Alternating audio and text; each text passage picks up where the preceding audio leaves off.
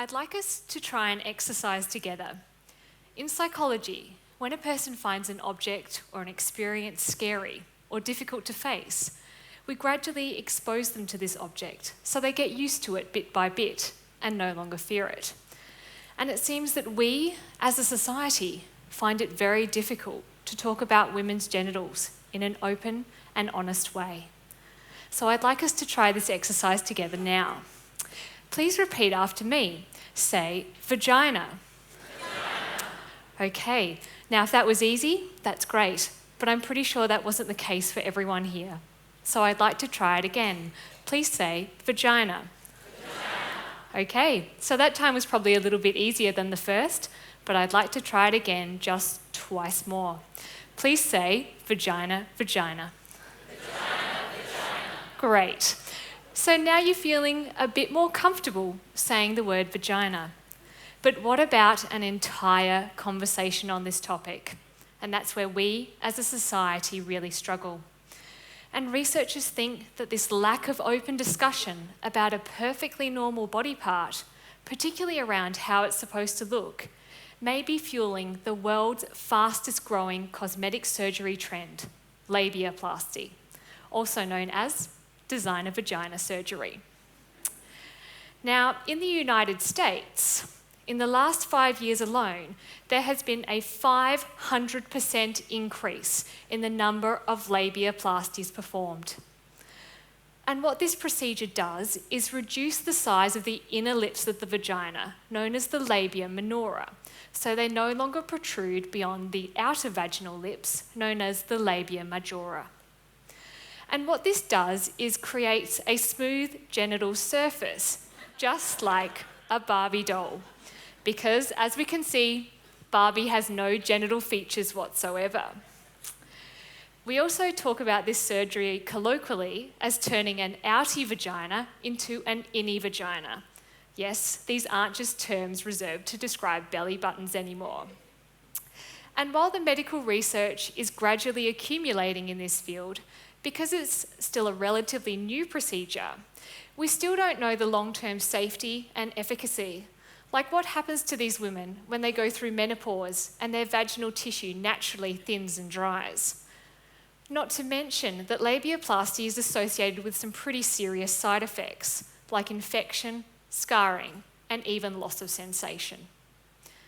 And so it's pretty concerning that at least some women think that their perfectly healthy outie labia minora tissue is so unacceptable that it needs to be permanently removed through surgery.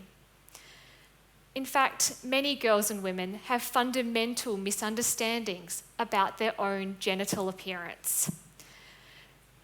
In case you weren't sure, there are actually two openings in the female genital region. There's the urethra, where urine flows out, and the vagina, where menstrual blood flows out. They're not the same passage. But is this fundamental misunderstanding about basic anatomy really so surprising? We hardly encourage young girls to explore or ask questions about their own genital anatomy. Instead, on the rare occasions that we do talk to them about it, we tend to use cute euphemisms like lady garden or flower, or even just down there, to avoid using the proper terms. And so young girls are getting the message that this is a very private part of their body that they need to keep hidden and certainly need to avoid touching. And it's no wonder that girls are growing up thinking that their genitals are shameful, embarrassing, and sometimes even ugly. A young girl may become particularly concerned about her labia minora appearance when she goes through puberty, because her labia will start to grow just like the rest of her body is growing. At this stage, her labia may appear more prominent and one side may grow faster than the other.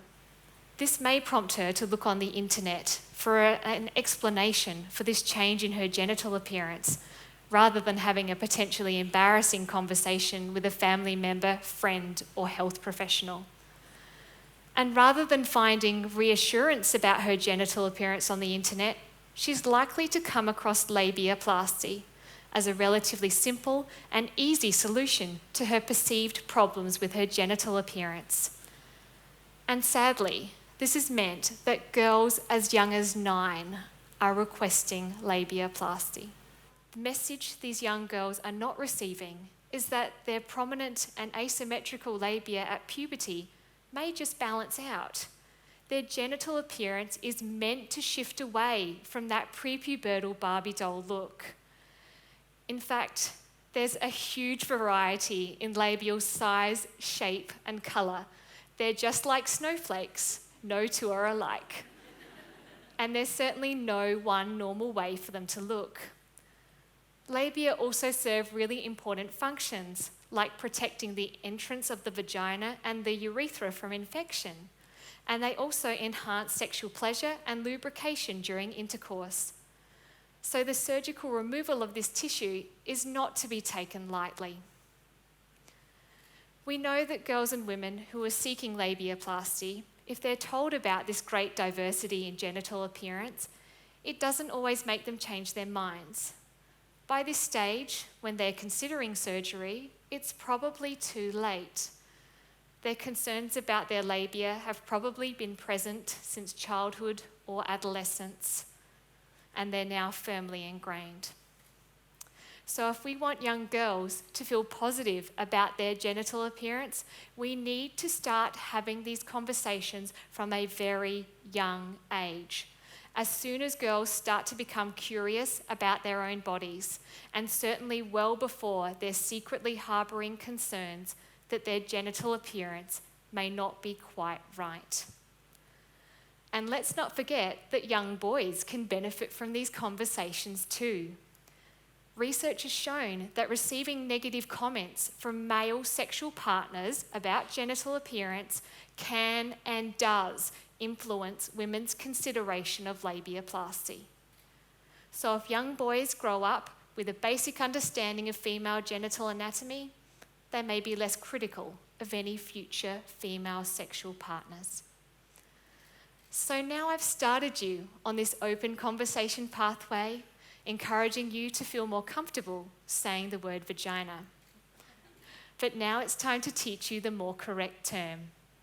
We sometimes mistakenly call the entire genital region the vagina, but really this is just the inside part. The outside part that you can see, which includes the labia minora and labia majora, is actually called the vulva. So let's start our first exercise again, shall we? Please repeat after me. Say vulva. Vulva. And again, vulva. Vulva. And one last time with gusto. Vulva. Terrific. So let's start talking about vulvas and not vaginas. Thank you. Thank you.